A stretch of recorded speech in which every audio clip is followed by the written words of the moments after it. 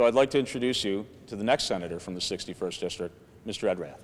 Thank you, Jay. Thank you very much. I appreciate it. Thank you, Jay, for that Reader's Digest version. I appreciate it.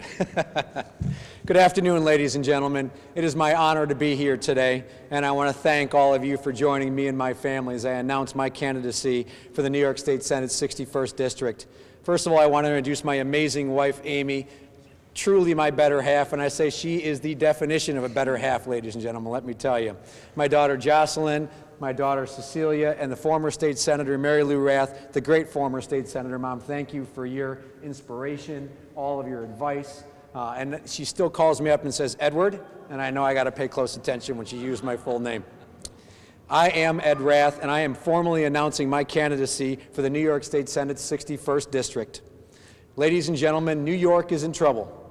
One-party rule in Albany has created an environment of runaway, wasteful spending, and fiscal irresponsibility that favors New York City politicians over the hardworking people of our region.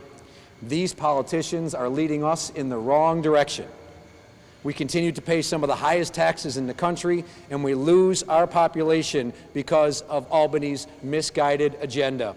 I believe I am the best candidate to advocate, to represent, and to prioritize this region. Thank you. Thank you. I understand and I know the people and the businesses in much of this district, for I have been a county legislator for the past 13 years in much of this area. I've advocated for your issues, I've advocated for your needs, and I've advocated for your concerns. Our region has a diverse makeup, from its suburban and urban neighborhoods to its historic villages and rural and farmland communities. It is also home to New York's greatest asset, ladies and gentlemen, our farmers. These are the farmers who grow our food, they hire our neighbors, and they contribute significantly to our economy. From Rochester, throughout Genesee County, and westward into Erie County, you can rest assured that I will represent with each and every one of your best interests in mind. Thank you. Thank you. As an Erie County legislator, I have seen firsthand the impact of New York State mandates when they are passed on to our counties. Lately, all of us have been forced to endure harmful policies coming out of Albany, which are totally out of touch with our areas, and we've had to experience their negative consequences. Whether it's the green light law, which gives illegal immigrants driver's licenses, or the disastrous bail reform law that eliminates cash bail for most legal offenses, we now have failed laws and twisted priorities making our communities less safe. The governor and his downstate allies will argue this is the right thing to do. Ladies and gentlemen, I respectfully disagree. This is the wrong thing to do. New York's bail reform law has done the exact opposite versus protecting our communities. It's made our communities that much less safe. The New York bail law needs to be suspended or repealed immediately. Just this week, a Bellport, New York man in Long Island who had 3 previous felony DWI convictions, that's 3 previous felony DWI convictions, chose to drive while intoxicated again, and he killed a 27-year-old Buff State grad named Jonathan Maldonado. Ladies and gentlemen, shockingly, this serial criminal was released without bail. This law is wrong, and this law needs to be repealed, ladies and gentlemen.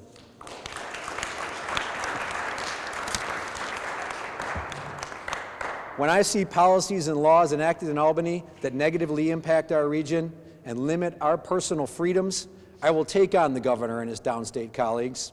I will advocate for our seniors, such as I did when I was the lead sponsor of the Silver Alert law in Erie County. That protects our missing seniors who wander away from their homes due to dementia.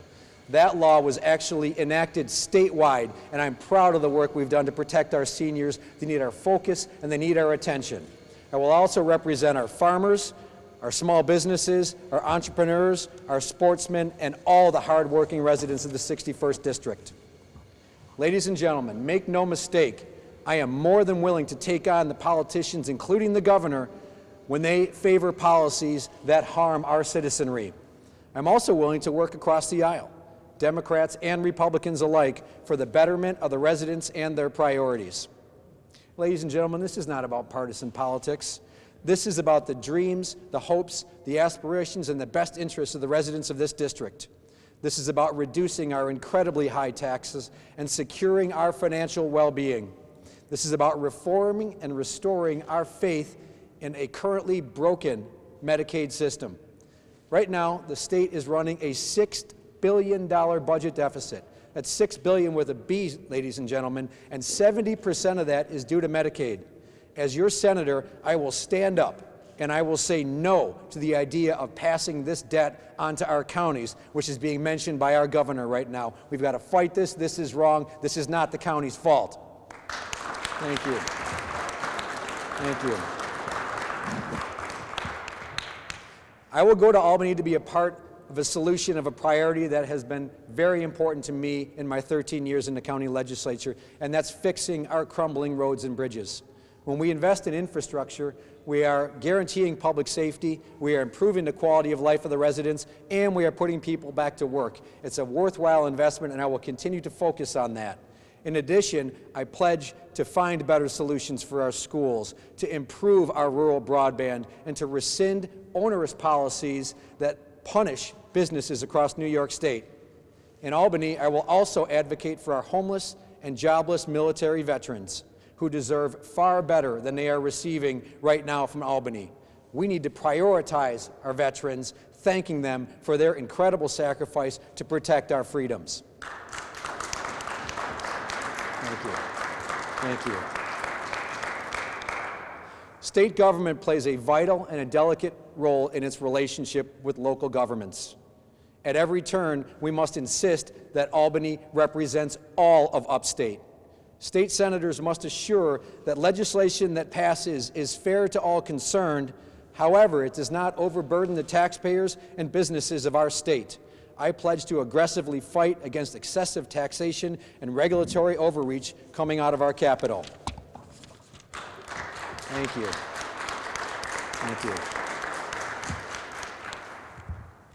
In my role in Erie County government for the past 13 years, as well as 3 decades in the private sector, I have a history of collaborative approaches to problem solving.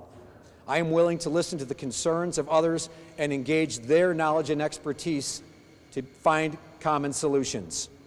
Those who know my history in public service know that I am always accessible, and I am 100% willing to sit down with anyone, anywhere to discuss their problems and concerns. Thank you. Thank you. Ladies and gentlemen, together we can change the direction of this state so that our seniors can afford to live here. Our grandkids won't leave for opportunities in other states. Together we can create a pro-business environment that enables New York residents to stay in our once great Empire State. Thank you for attending today. It means the world to me that you all are in attendance. I consider it a privilege and an honor to have this opportunity. I am energized and proud to announce my candidacy for the New York State Senate's 61st District. Together, ladies and gentlemen, we will win, and together we will make New York a better place to live and do business. Thank you all very much. Thank you. Thank you. Thank you.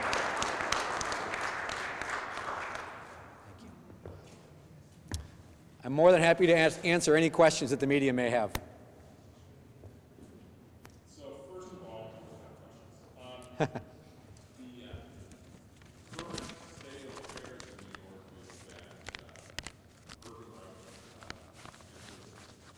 as we've seen with bail reform and a bunch of other laws passed in the last few years, far outweighing the concerns of rural residents, to the point that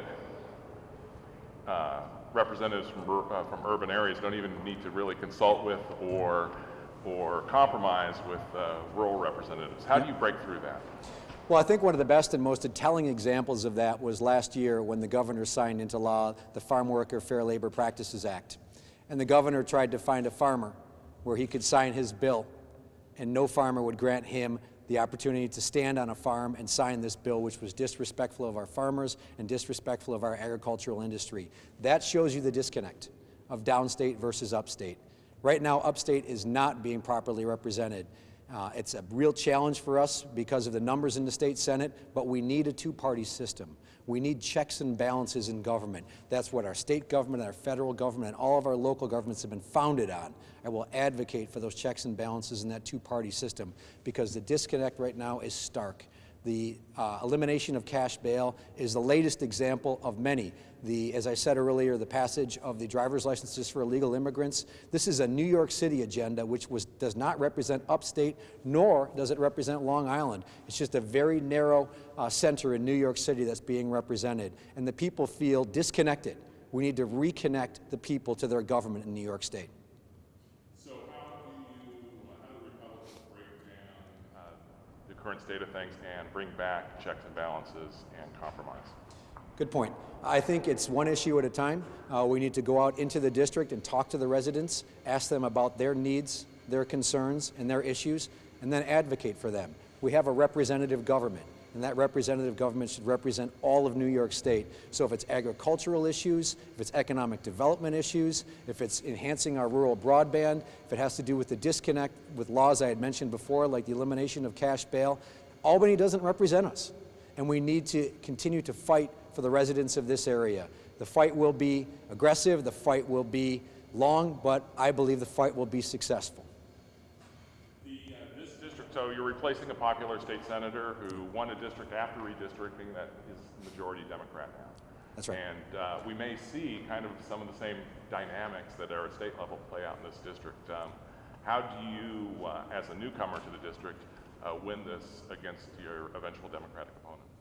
Another good question. I think that going out into the district, spending a lot of time talking with the business leaders, talking to the farmers, talking to the residents face to face and eye to eye, and learning what their priorities are, that's how I'm going to run my campaign. And for the past 13 years as a county legislator, that's exactly what I've done. I've gone out onto the streets and I've represented my community. And when I stand before my colleagues in the county legislature, I think about what the businesses have told me. I think about what the people have mentioned to me, and I represent their interests. That's what we need to have here, is the 61st District representing the best interests of all the residents. And Mike Ranzenhofer has been a tremendous state senator, and he has set the bar very high, very high. Mike and I worked in the county legislature together, and I look forward to continuing on with his legacy, making my own name for myself, and I believe following up on some great policies, but creating some of my own going forward. The Silver Alert is a fantastic example of how I decided to protect our seniors. Now that's statewide. The Theft of Valor Law, where people were in a despicable manner impersonating veterans. If you can imagine that, impersonating veterans. We made that illegal in Erie County. Also, we made cyberbullying illegal in Erie County, another local law that I passed, so that kids cannot taunt each other online. If you do that, it's illegal in Erie County. We should take that statewide as well. So it's listening to the needs and the concerns, the trends in our districts, and creating legislation and representation that meets those trends. So what is your plan from here on out in learning more about this district and approaching the folks? Great question. I am going to be out in Genesee County as well as Monroe County and Erie County immediately after I receive the endorsements from the parties that I'm seeking, listening to the business owners, listening to the residents, going to their events. I'm a firm believer there's a reason why you have 2 ears and 1 mouth, so you should listen twice as much as you talk. And I'm going to live that way as a candidate this year. And the only way that I can be a successful candidate and eventually, hopefully, a successful senator is by listening to the residents, advocating for their concerns, meeting those concerns, and also being more than willing to sit down, as I had mentioned in my speech, whenever necessary, because this is a very, very important year. It's a critically important race, and I look forward to it. Thank you. Any other questions? I just want to let the press to know and everyone to know that I'm dead serious about my accessibility.